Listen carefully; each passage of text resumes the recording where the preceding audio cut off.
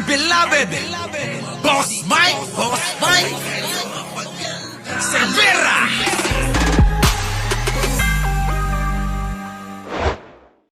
Kahin pa ang mga bilang ng mga napatay na abogado sa nakalipas na 6 na administrasyon, wala pa rin sa kalahati ng daming naitala sa ilalim ng hindi pa natatapos na administrasyong Duterte. Ayon po yan sa Free Legal Assistance Group. Pero Ito ba'y alam ni Libayan? Na kapwa niya abogado, pinagpapatay ni Digong? Ha? Kita niyo mga kababayan ko, no? Libayan, alam mo ba to? Kapwa mo abogado, pinapatay ni Digong. Di ka ba naaawa doon? Sa bagay, wala naman sa iyo yung ganun, ano? Tingin ko, mahalaga lang sarili mo. Kasi nga, pati si Atty. Claire Castro, hindi mo tinatantanan, ano? Sa bagay, hindi rin naman kita masisisi kung ang habol mo lang views at subscriber mo. Di ba? Pero, kung ganyan naman, anong tawag doon? Baka naman pwede, no? Minsan unahin yung pagiging makabayan, makapilipino at makatao. Hindi laging yung kita rito. Hindi laging yung popularidad. Hindi laging yung pakinabang mo lang ang mahalaga. Ang mahalaga din sa panahon ngayon ay tayong mga Pilipino magtulungan kung paano maisasaayos ang malaking problema sa ating bansa. Kayo, wala kayong ginawa kung hindi manira ng kapwa-tao. Siraan nyo yung tao na umangat dahil naunahan kayo. Anong klaseng pag-uugali yan? Hindi ko maintindihan. Imbis na kayo ay matuwa dahil inyong kasama na iangat, nando doon na. Anong ginawa nyo? Sinisiraan nyo. Mga alimango ba kayo? Mga talangka ba kayo?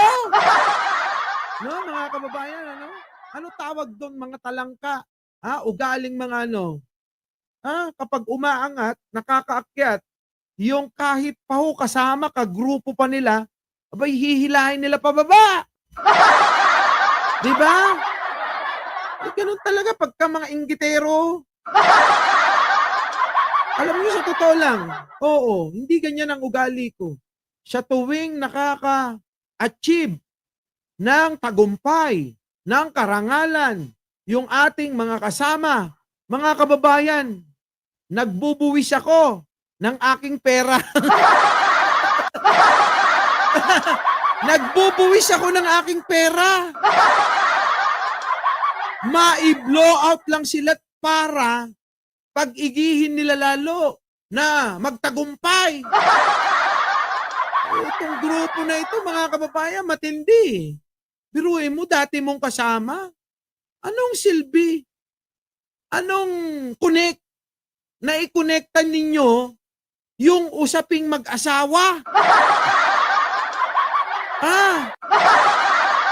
Kaya alam niyo, mga kababayan ko, hindi na ako magtataka kung hindi nila maipanalo-panalo yung pinaglalaban nila kay Tulfo. Kaya ako nagdududa sa inyo Oo. Nagdududa ka talaga ako. Ano ba talaga? Gusto nyong itama si Tulfo o ginagamit nyo siya? Di mo ba? Yun lang yan Ano ba talaga? Nilalabanan nyo si Tulfo o ginagamit nyo siya? Belat nyo. Ngayon, mga kababayan, si Atty. Claire naman ang ginagamit nila. Tira dito, tira doon. Kala mo naman magaling. Talo nga kayo sa mga debate daw. Ay, nako. Eto na. Kapwa mo abogado, pinagpapatay daw ni Digong. Wala ka man lang masabi. Pasok. kahit pagsamahin pa ang mga bilang ng mga napatay na abogado sa nakalipas na 6 na administrasyon, wala pa rin sa kalahati ng daming naitala sa ilalim ng hindi pa natatapos na administrasyong Duterte. Duterte yan, administrasyon ni Duterte. Baka sabihin nyo na naman, administrasyon ni Pangulong Bongbong. Duterte yan. Ayon po yan sa Free Legal Assistance Group. Pero ang ikinakabahala ng isa pang grupo ng abogado, baka hindi na nila makamit ang hustisya dahil hindi na raw umuusad ang mga kaso. Kita nyo, sa panahon ni Digong, kahit yung mga abogado, hindi ho umuusad ang kaso. Tapos ipagpipilitan nyo. Dapat dito nagdemanda yung mga nag-aakusa sa aming tatay na si Digong. Gumagana naman ang hustisya sa ating bansa. Oo, gumagana sa panahon ni Pangulong Bongbong. Pero nung panahon ni Digong, ultimo mga abogado nagrereklamo yon. Diba? Yan ho eh. Matindi talaga nun. Nakatutok si Emil Sumangit. 61 abogado ang pinatay mula 2016 hanggang sa kasalukuyan, panahon ng panunungkulan ni Pangulong Duterte. Kita nyo mga kababayan ko, matindi, di ba? Patayan dito talaga, patayan doon. Tapos sasabihin nyo, ba't galit ka kay Digong? Kasi ayaw ko nang ginawa niya sa bansang ito. Maraming mga pinatay na dapat tinulungan. Sabihin na natin, adik, bakit hindi mo tulungan magbago? Naging biktima. Di dapat sila inuna mo. Hindi yung biktima na nga ng pinagbabawal na droga, biniktima mo pa. Imbis na ang patayin mo, tulad ni Michael Yang, tulad ni Peter Lim, abay, kinaibigan mo pa. Saan ka nakakita ng gano'n, mga kababayan? Ano? Ha? Tapos pinupuri ng mga tanga. Duterte! Duterte! Butik na yun, ha? Tuloy! Ano nangyari? Pakinggan nyo! 61 abogado ang pinatay mula 2016 hanggang sa kasalukuyan, panahon ng panunungkulan ni Pangulong Duterte. Nako. Sa pag-aaral ng grupong Free Legal Assistance Group of Flag, di hamak na mas marami yan kumpara sa 28 naitala mula taong 1972 hanggang 2016 sa nakalipas na 6 na administrasyon. Kita nyo sa 6 na administrasyon, mga kababayan, abay nilagpasan ni Digong. Hindi lang yung utang ng Pilipinas ang nilagpasan, pati yung mga namatay na mga abogado. Nilagpasan ni Digong mula nung panahon ng 1970 hanggang sa panahon ni Pinoy. Matindi mga kababayan, ibang klase. Nababahala kami kasi hindi naman pangkaraniwan na ganun kadami abogado po pinapatay eh. Nakikisa kami dun sa panawagan ng mga lahat ng abogado na kailangan gawan ng paraan ito at nananawagan kami sa Supreme Court. Sabi ng grupong National Union of People's Lawyers o NUPL, hindi na raw umusad ang mga kaso ng pagpatay na ito. Kita nyo, hindi umuusad ang mga kaso noon, lalong-lalo na nadadamay si Digong. Kaya wag na kayong magtaka kung ang ginawa ng mga biktima, GMHE, ay ano? Ay, dinala sa ICC. Ganon. Kaya wag na kayong magtaka kung bakit yung mga kaso ng mga pinaslang ni Duterte ay dinala sa ICC sapagkat hindi makukuha talaga ang hustisya nung panahon ni Digong. Oo, mapapanis lang yun. Oo, parehas lang tayo, Bobby A. Oo, sabi. Sabi ni GMHA, bakit mukhang replay? Example lang tong video, matagal na to. Para mas maunawaan ng mga DDS kung gaano kasama si Digunyo. Tuloy. Nangangamba silang tuluyan ng walang mangyayari rito.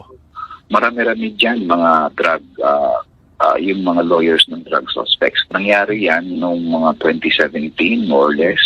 Nung nag-announce si President Duterte na kayong mga drug syndicates, you get away with it because of your high-paying lawyers.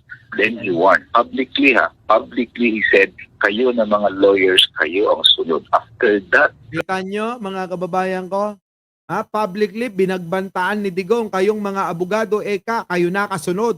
Ayun, mga kababayan, sunod-sunod yung mga namatay. Tapos sasabihin nyo, hindi mamamatay tao si Digong. Pangit lang yun. Hindi mamamatay ang tatay namin. Hindi mamamatay tao ang tatay namin. Hindi. Pangit. Pangit lang ang mukha nun. Diba? O tapos sasabihin nyo, malinis si Digong. Tignan nyo nga yung mukha niyan. patay. Hinala ng NUPL ang gobyerno ang nasa likod nito. Ayan, mga kababayan, talaga! Meron pa bang ibang may kakayanan na pumatay ng mga abogado? Kung hindi ikaw mismo yung nasa gobyerno, hawak mo lahat, militar, pulis, impapawid, pati na rin between at buwan, hindi mo magagawa yan? Yan ang nangyari noon, mga kababayan ko. Oh, tapos idol nyo to, si Digong, ewan ko sa inyo. Oh, tuloy. Ang mga biktima, bago sila na-atake, nirentag muna sila ng gobyerno o kaya pinira muna sila publicly ng gobyerno. Oh. Pangalawa, yung mga attacks na to, reason karamihan ng mga attacks in broad daylight, witness, parang hindi natatakot yung gumawa na Oo, paano matatakot mga tauhan ni Digong? Biruin ninyo mga kababayan, sa ilalim ng sikat ng araw, pinapatay kahit sino. Kita niyo mga kababayan, matindi. Sa ilalim ng sikat ng araw. Nung araw mga kababayan, aabangan ka sa madilim. At doon isasagawa ang krimen. Pero sa panahon ni Digong, kahit nasa ilalim ng sikat ng araw, tulad ng ginawa nila Garma, doon sa empleyado ng PCSO noong panahon ni Digong, abay binaril mga kababayan, sa maraming tao, sa ilalim ng sikat ng araw mismo. Ganon katitindi mga kababayan, ganon. Matindi talaga nung patayan nung panahon ni Digong. Kasi nga syempre mga kababayan, ano ba naman ang ilalaban nyo sa isang pangit na naging presidente na mamamatay tao? Hindi nang hihinayang si Digong. Saan, mga kababayan? Hindi nang hihinayang si Digong sa kanyang buhay.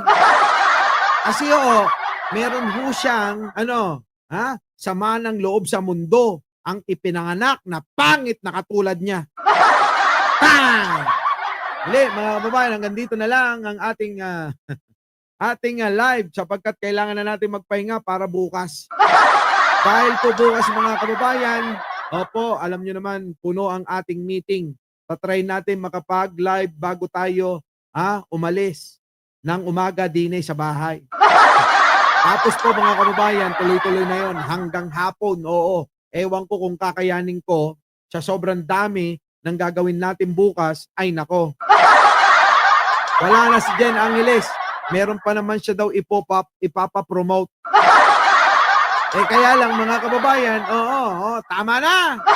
Baka gumastos pa kayo. Tipid-tipid mo na. Muli, ako po ang inyong lingkod, Mike Cervera po. Lagi nagsasabing, mahalin natin ang ating kapwa, pagdasal po natin lagi ang ating bansa. Magandang umaga, magandang hapon at magandang gabi. Sa mandako ng mundo, naroon kayo. Siyempre, magandang buhay na rin para sa ating lahat. Maraming salamat po. Our beloved Boss Mike, Boss Mike.